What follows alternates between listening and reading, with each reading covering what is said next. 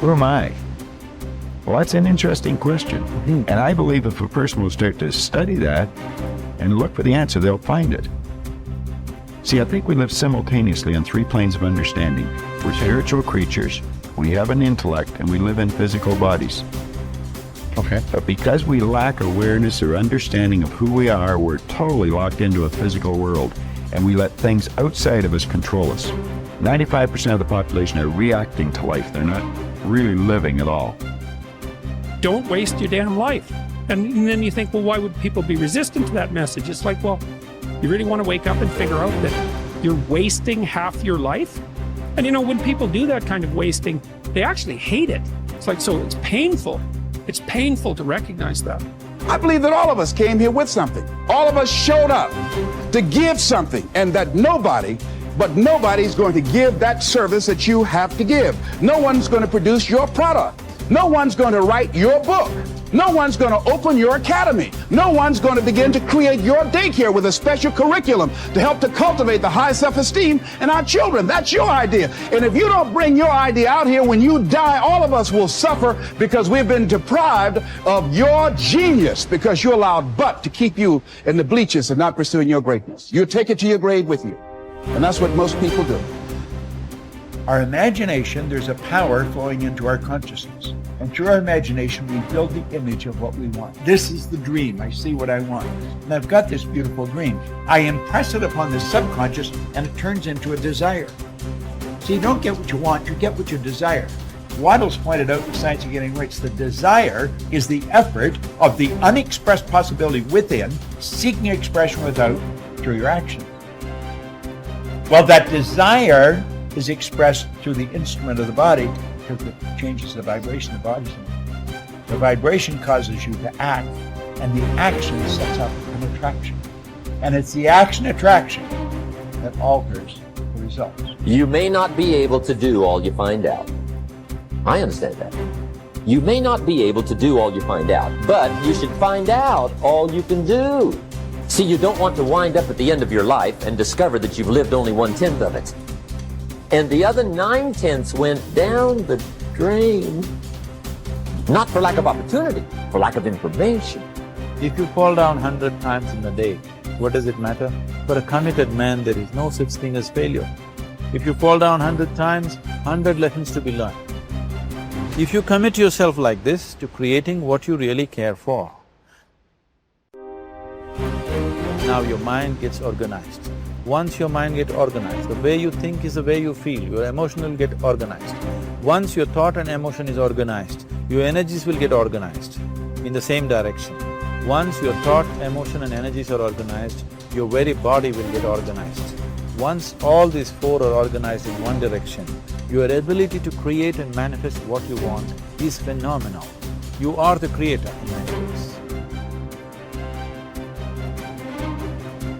Often I begin a seminar with a little exercise. I ask the audience, how many people here would like to double their incomes? Almost everyone smiles and raises their hands. I then ask, how many people here would like to lose weight, get out of debt, achieve financial independence? Again, everyone smiles, some people cheer, and they all raise their hands. Then I say, wonderful, these are great goals that everyone has. We all want to make more money, spend more time with our families, be fit and trim, and achieve financial independence. Not only do we all want the same things, but we all know what we have to do to achieve them. And we all intend to do those things sometime. But before we get started, we decide that we need to take a little vacation to a wonderful fantasy place called Someday I'll. We say that, someday I'll read that book. Someday I'll start that exercise program. Someday I'll upgrade my skills and earn more money. Someday I'll get my finances under control and get out of debt. Someday I'll do all the things that I know I need to do to achieve all my goals. Someday. Probably 80% of the population lives on someday I'll most of the time. They think and dream and fantasize about all the things they're going to do someday. And who are they surrounded by on someday I'll? Other people on someday I'll. And what is the chief topic of conversation on someday I'll? Excuses. They all sit around and swap excuses for being on the island. Why are you here? They ask each other. And, not surprisingly, their excuses are largely the same. I didn't have a happy childhood. I didn't get a good education. I don't have any money. My boss is really critical. My marriage is no good. No one appreciates me. Or, the economy is terrible. They have come down with the disease of excusitis, which is invariably fatal to success. They all have good intentions, but as everyone knows, the road to hell is paved with good intentions. The first rule of success is simple. Vote yourself off the island. No more excuses. Do it or don't do it, but don't make excuses. Stop using your incredible brain to think up elaborate rationalizations and justifications for not taking action. Do something, do anything. Get on with it. Repeat to yourself, if it's to be, it's up to me. Losers make excuses. Winners make progress. Now, how can you tell if your favorite excuse is valid or not? It's simple. Look around and ask, is there anyone else who has my same excuse who is successful anyway? When you ask this question, if you're honest, you'll have to admit that there are thousands and even millions of people who've had it far worse than you, who have gone on to do wonderful things with their lives.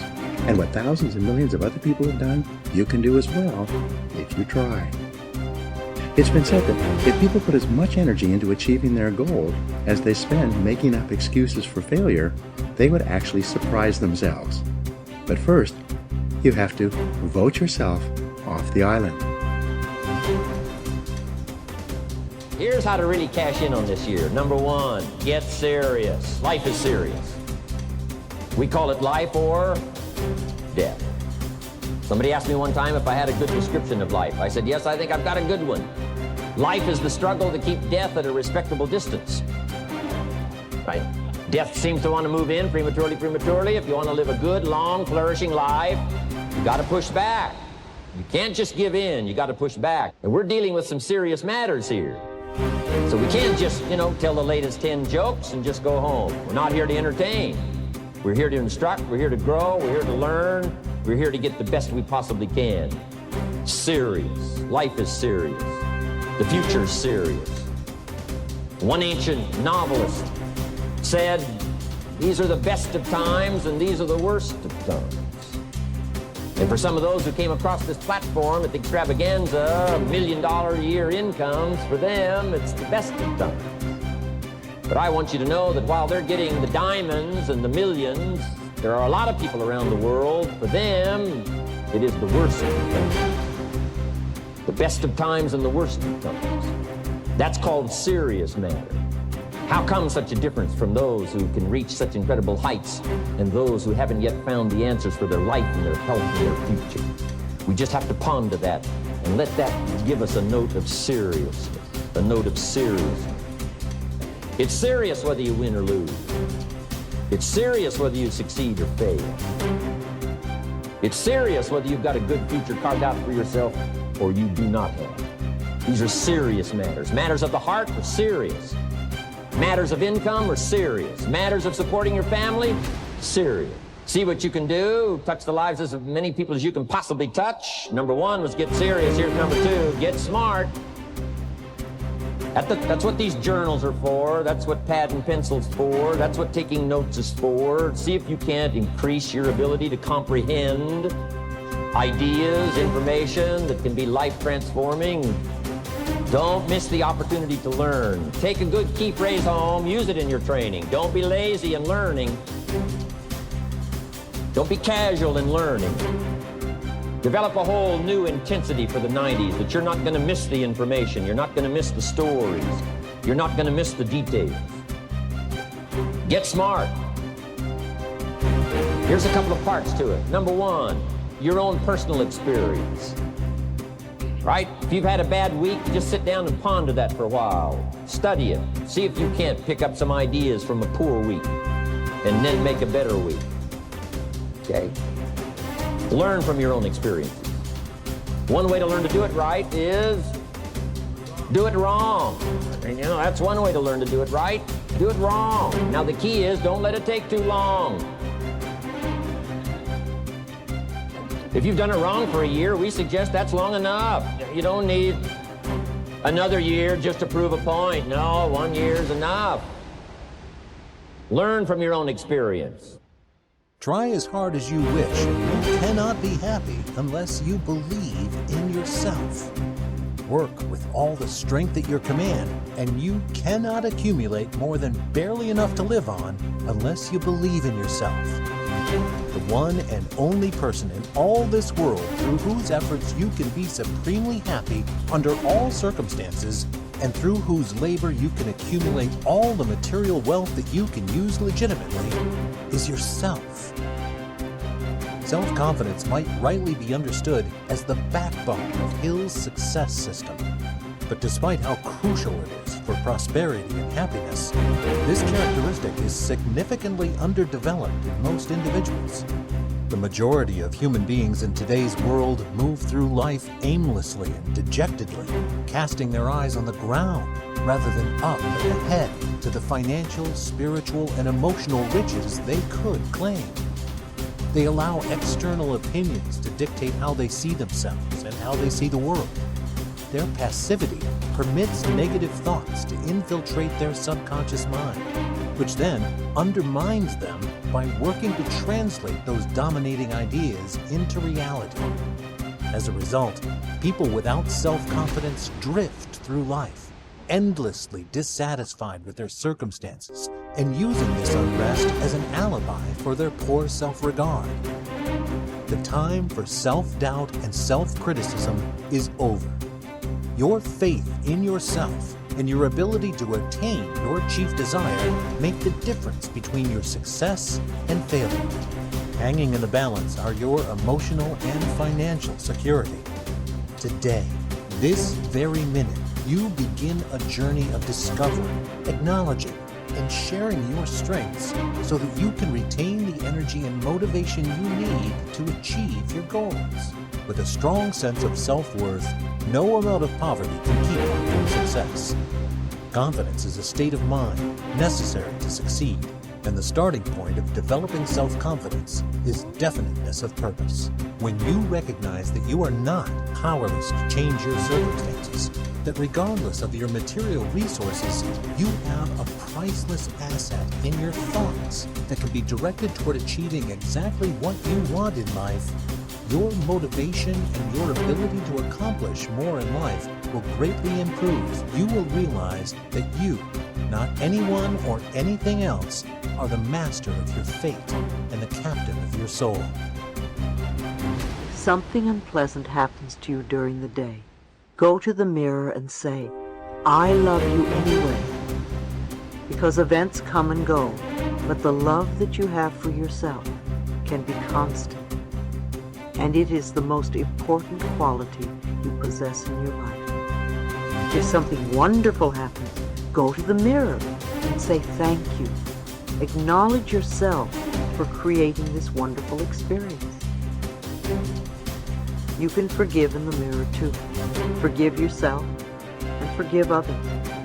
You can talk to other people in the mirror, especially when you're afraid to talk to them in person. You can clean up old issues with people, parents, bosses, doctors, children, lovers. You can say all sorts of things that you would be afraid to say otherwise. And remember to end by asking them for their love and approval, because that is what you really want. People who have problems loving themselves are almost always people who are not willing to forgive, because not forgiving shuts the door to the heart. When we forgive and let go, not only does a huge weight drop off our shoulders, but the doorway to our own self-love opens up. People will say, "Oh, such a load is dropped off." Well, of course it has, because we've been carrying this burden forever. Dr. John Harrison states that forgiveness of both the self and the parents, coupled with the release of past hurts, cures more illness than any antibiotic ever could. It takes a lot to make children stop loving their parents, but when they do, it takes even more for them to forgive them. When we won't forgive, when we won't let go, we're binding ourselves to the past. And when we are stuck in the past, we cannot live in present time. And if we are not living in the present, how can we create our glorious future? Old garbage from the past just creates more garbage for the future.